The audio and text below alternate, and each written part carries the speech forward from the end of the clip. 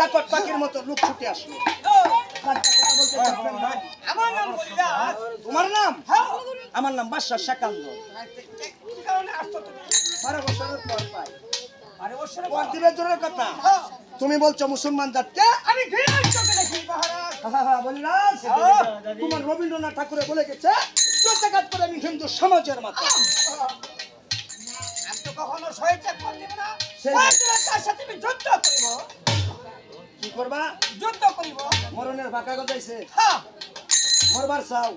ঠিক আছে। বাদশাহ সেকান্দরের লগে তুমি যুদ্ধ করতে, যুদ্ধ করব। তবে এসো যে তোমার বাহুতে কত শক্তি রয়েছে। এই সবার তাহলে এসো তুমি দিহি। এসো। এসো তাহলে। আইনাকে নিয়ে আসো। হ্যাঁ। হযরতুল্লাহ হাজির হয়ে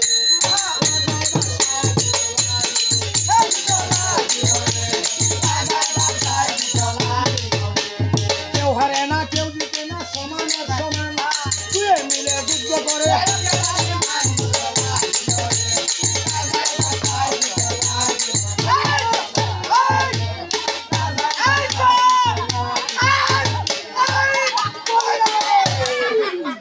এখন তো তুমি আমার হাতে বন্দী।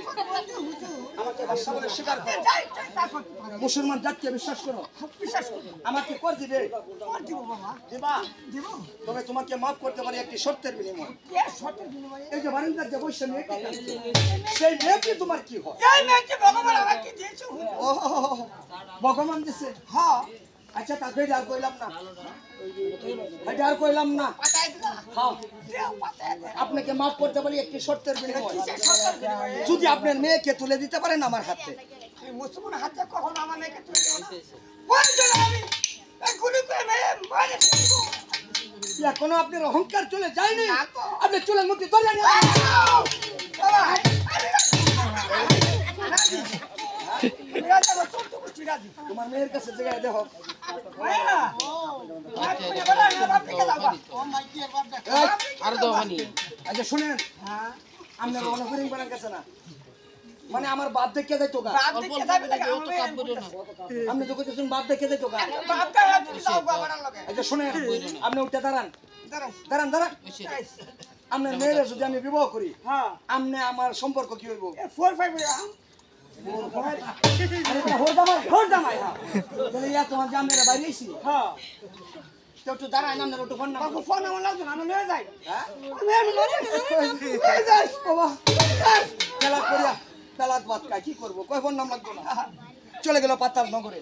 এবার বাদশাহ সেকান্দর শ্রী শ্রী গৌরী দেবীকে পুরার পৃষ্ঠে উঠাইল, পুরাটা আপন দেশে ছেড়ে দিল। মনের সুখে যায় গান গায়, কি কহ